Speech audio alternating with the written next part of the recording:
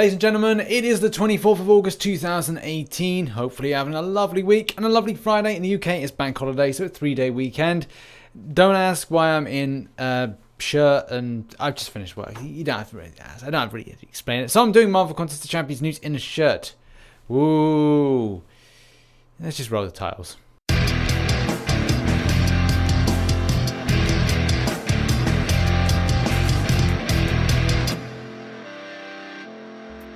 So by wearing a shirt doesn't mean that this is going to be incredibly more professional and more presentable. I'm just going to be wearing a shirt, that's it. I could take it off, but it would be highly inappropriate and I'll get striked. Anyway, let's look into these stories of Marvel Contest of Champions news. Some stuff with Dungeons, the release of Alliance Quest Season 5 coming later this month. All exciting stuff to happen. Let's get into the news stories. Our first story up takes us over to the forum and this particular post here. So it was a Kabam representative said, right, well, we're having some issues with new players and going through the tutorial section. And obviously it's a pretty legitimate thing. They want to gain feedback and find out what players are experiencing.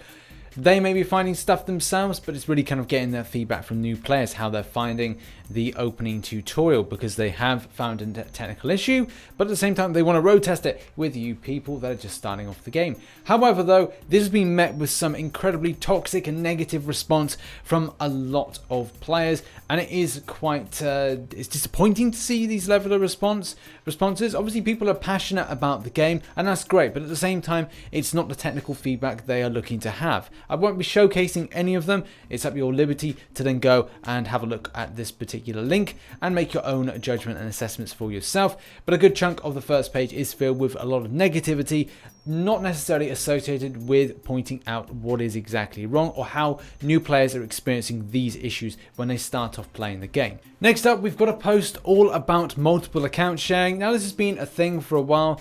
A lot of people, some YouTubers that have multiple accounts. I myself don't. I have considered it. It's not in my best interest at the moment to run a separate account, even for the point of having and being competitive with it for the purpose of doing more content, shipping stuff to my main account, all that stuff. Just not my thing at the moment. I probably will kind of focus on other games if I then had to create more time and in amongst my career, YouTubing and game grinding. But in any case, enough about me, enough about this story. Basically, this particular person was using 12 different accounts, 11 of them with one alliance and one I'm not quite sure what it was doing. Any case, the alliance was hit with a adjustment on the war rating, as one has with Season 3. So, yeah, that was warranted.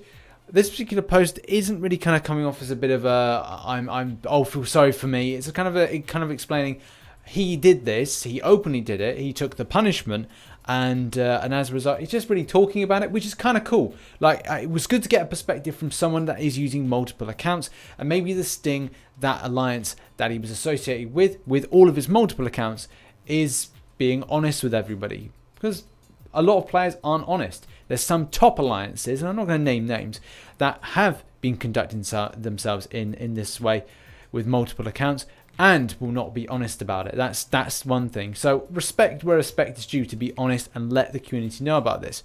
But he is being hit with the war adjustment, as we know. Now moving on to the main point of the article, as we know, as you can see here, this is showing there's an Alliance Wars adjustment.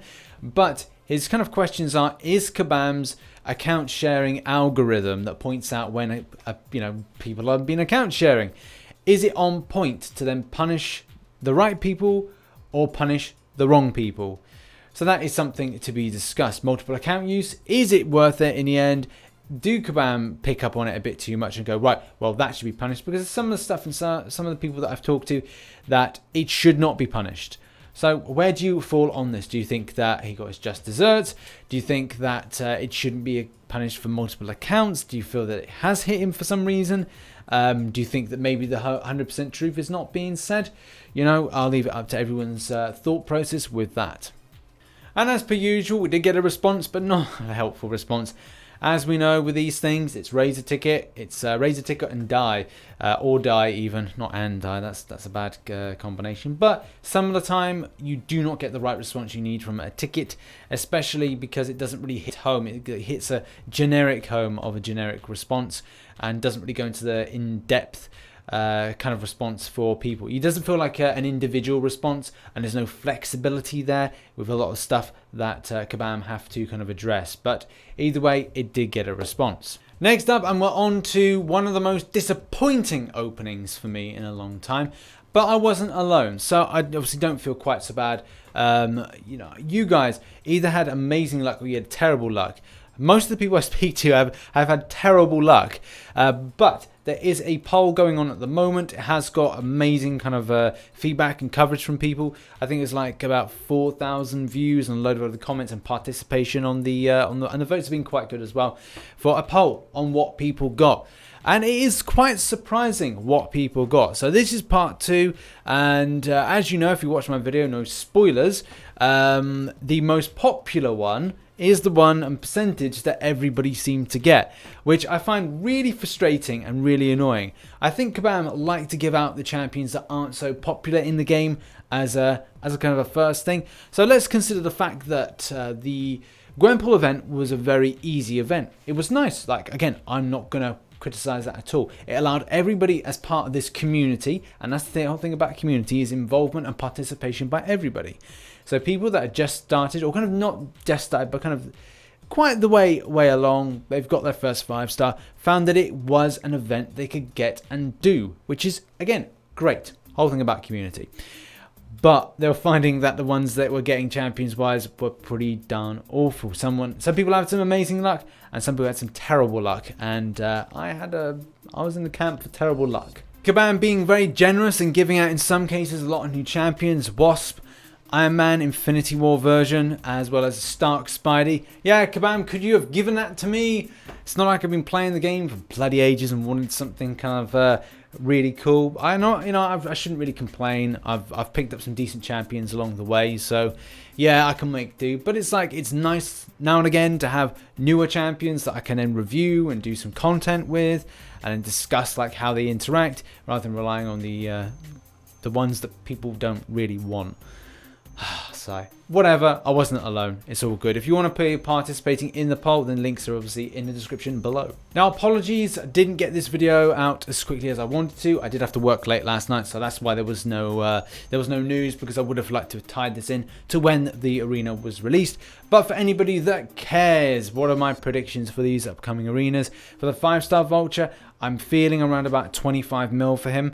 The next thing is the 4-star version. I don't think he's going to go very high.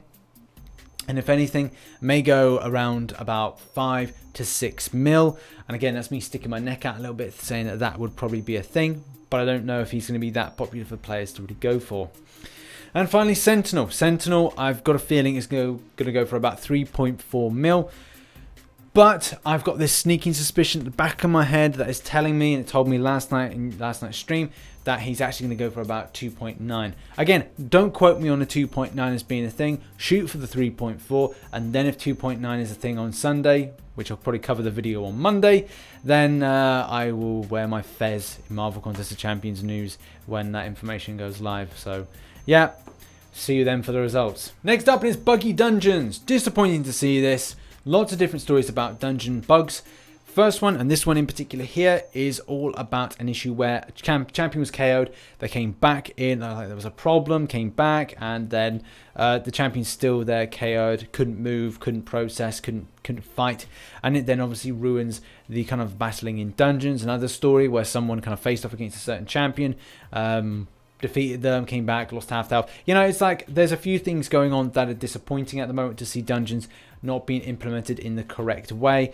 And I think they've resolved the connection issue, which was like at a certain point of an evening that the connection would drop and we'd have the whole entire game down. And yeah, it could be associated with dungeons, not 100% sure, but that's annoying nevertheless, because we want as a player base to kind of smash that event. But it would be nice to get a response at some point from this, whether or not there is a fix in process for this, because it is very annoying.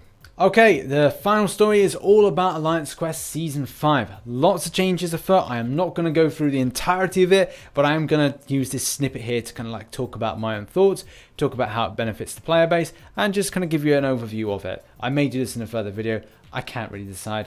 I don't want to waste your time if you can read, because that's important reading. So, first thing to say is that battle groups are going to be chosen whether or not they're going to do different maps. That's great.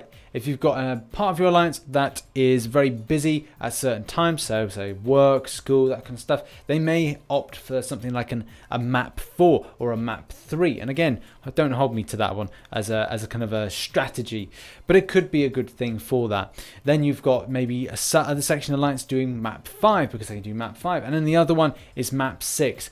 I don't know, it would be completely up to you, but then it may work out for people and their busy schedules. It eases them up if they've got like intense work, they've got kids to look after, and then obviously for the more intense grinders that can do it a lot more, so say they can grind out the game for 8 hours plus a day, then that's fine for them. They have that opportunity to do that. So that flexibility is pretty darn cool. Also, there's handy tools for alliance leaders so they can stipulate how many battle groups they wish to play at the start of each day. So that's again helpful to alliance leaders. Some cases that when you want to be more competitive, then yeah, you want to set as many as possible to kind of get done. But there will be limitations, as we discussed, with people's lifestyles and what they're up to. There's randomized enemies. So yeah, that does keep things fresh week in, week out. It's nice to know your own path. I think that's one thing of saying. It's nice to know your own path. Some people assign to it. Will it mean that it takes off assignments? Maybe, maybe not. It depends. Just say like bringing a diverse amount of champions. Could mean that a lot of players are disappointed by that, but you know, we'll kind of like, we'll see when that gets implemented into the game. Okay, the new boss is Kingpin. Don't know really how I feel about that. I feel that players will either opt for, and the same thing what we did with Dormammu, is pushing that L1. That L1 being the thing. Because I don't think players will want to push to the L2. I think it will be about exploiting that L1 and just constantly avoiding that and then hitting through. So, good choice in some ways for that champion. Yeah, I think that's probably it. I think that you could probably use any kind of champion against Kingpin. Because there's going to be champions that will be stand up that will be excellent against him, but there's, you know, we've got to think about not everybody's going to have the most amazing players, or well, most amazing players, yeah, and most amazing champions in the game. So therefore, anything will do. Just avoid that L1. Stick to the L1 as being the avoidable thing. The same way we did it with Dormammu. Difficulty is going to scale up, so that's good to kind of like interact with things like peak milestones. So yeah, I'm happy with the addition of peak milestones. I do think that as long as peak milestones scale with the extent of game changes, then they're absolutely fine. And yeah, difficulty should scale to maximize your take home of decent rewards from peak milestones. So we'll be excited to see how you utilize the difficulty function to get the most out of this ongoing alliance questing event. It's saying as well that new Season 5 map crystals offer increased rewards for summoner efforts. That's great. Obviously, again, scaling against changes in the game. We all know about the need for certain resources, but I'm sure players and people will be a little bit disappointed about the Tier 5 basic side of things, and that is something that is not hugely prevalent in Alliance Quest moving forward. They have pushed this as being an Alliance Wars Seasons thing. So if you want your Tier 5 basics, you've got to be in Season Wars, which is a little bit frustrating, but I'm sure that wars are here to stay. War seasons are here to stay, regardless if it ain't perfect, and there are some questionable interactions between certain alliances. As we've learned fairly recently, this is a thing, so we've got to do it in any case just to get the best stuff out of our alliance questing and also alliance wars grinding. And also another positive thing is to say that tier 2 alphas are going to be more obtainable, which is great. We are reaching a point where things are changing in the game. We've seen the tier 1 alpha cost go down in the Glory Store, and we're going to see the same thing happen with tier 2 alphas, and they're more easier to get. Very difficult to feel and how to feel about this to players that have invested a lot of money into their accounts, because effectively what they have bought back about a year ago, which maybe was at a premium, say you had to spend anything around about £99 for something, that effectively is going to be worth a fraction of the cost. This is in line with concepts of scaling in the game, so there are positives and also negatives to tier 2 alpha being more available. For the yield breakdown and changes of the crystals, then go to the link in the description. there's too much information to cover in Marvel Contest Champions news without boring the tits off you, so I'm not going to try and do that. There's also information about peak milestones, but one of the things I was hoping for, and I unfortunately read it, was I've got about 90 map 5 crystals, and I think I've got about 20 to 30 map 6 ones. I'm thinking like, oh yeah, when the yield changes happen, I'm going to take them some brilliant stuff and I'm not going to have to spend them. Oh, it's going to be great. No, unfortunately, as you read here, you can't hoard your old crystals and then spend them with the increased yields. You have to get new ones as the point of the Alliance Quest seasons going live, which is now going to be 9th of September 2018. We do have a break. That's the thing. Once the last quest is done for Season 4, we will have a little bit of a break between the old one ending and a new one starting. So if you've got anything planned with kind of like less grind and kind of grinding something else, or you're kind of then thinking, right, it's nice to have a rest from this, then this is a great opportunity to then do something different. So yeah, roll on the new season, Season 5, rock on. So that has been the video. That has been Marvel Contest of Champions news for the 24th of August 2018. If you enjoyed the news, hit that like button and subscribe for more here on the Rich the Man channel. I am indeed that person. I just said that. Yes, have a lovely weekend, bank holiday weekend, rock on. In any case, I shall catch you on the flip side. Bye-bye for now.